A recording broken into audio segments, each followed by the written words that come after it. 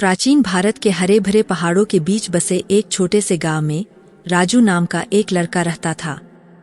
राजू एक शारीरिक विकलांगता के साथ पैदा हुआ था, जिससे वह ठीक से चल नहीं पाता था। अपनी चुनौतियों के बावजूद राजू का दिल बहुत दयालु और दिमाग तेज था। वह एक महान विद्वान बनने और दुनिया में कुछ बदलाव लाने का सपना देखता था। एक दिन जब वह अपने भविष्य के बारे में सोचते हुए एक बोधि वृक्ष की छाया में बैठा था, एक बुद्धिमान बूढ़े भिक्षु उसके पास आए। भिक्षु ने अपना परिचय मास्टर केशव के रूप में दिया, जो बौद्ध दर्शन के प्रसिद्ध शिक्षक थे।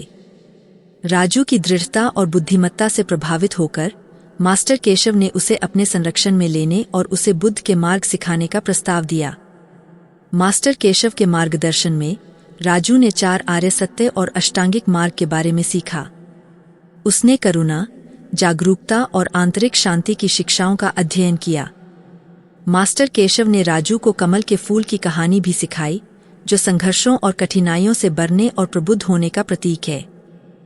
जैसे जैसे राजू अपनी पढ़ाई में गहराई तक जाने लगा, उसने अपनी विकलांगता को नए नजरिए से देखना शुरू किया। इसे कमजोरी के रूप में देखने के बजाय उसने इसे आंतरिक शक्ति और लचीलेपन का स्रोत माना। उसे एहसास हुआ कि उसकी विकलांगता ने उसे जीवन और दुनिया के बारे में एक अनोखा दृष्टिकोण दिया है। एक दिन जब राजू और मास्टर केशव गांव में घूम रहे थे, उन्होंने देखा कि बच्चों का एक समूह एक अंधी लड़की को चिढ़ा रहा था। लड़की अकेली बैठी थी, उसके चेहरे पर आंसू थे और बाकी बच्चे उसकी विकलांगता का मजाक उड़ा रहे थे। राजू को उस लड़की के लिए करुणा और सहानुभूति महसूस हुई। अपनी खुद की चुनौतियों के बावजूद वह जानता था कि उसे उसकी मदद करनी है। वह बच्चों के पास गया और धीरे से लेकिन दृढ़ता से उन्हें उनकी क्रूरता के लिए डांटा।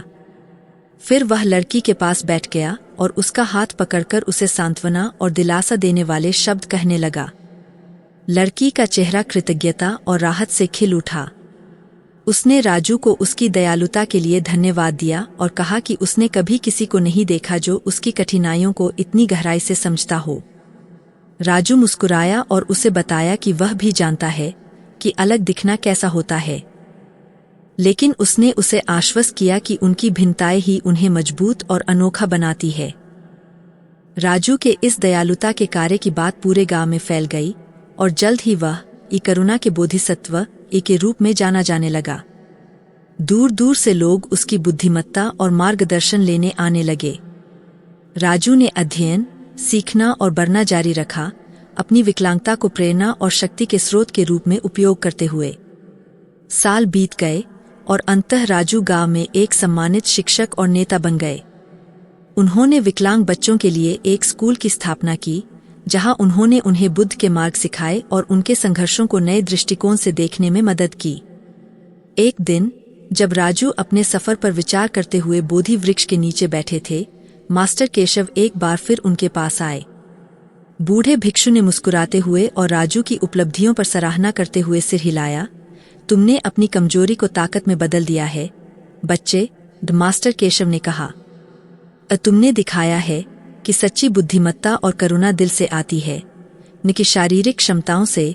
राजू ने नम्रता और कृतज्ञता से सिर झुकाया। उसे पता था कि उसकी यात्रा अभी खत्म नहीं हुई है, लेकिन उसे यह भी पता था कि उसने अपने जीवन का उद्देश्य पा लिया है।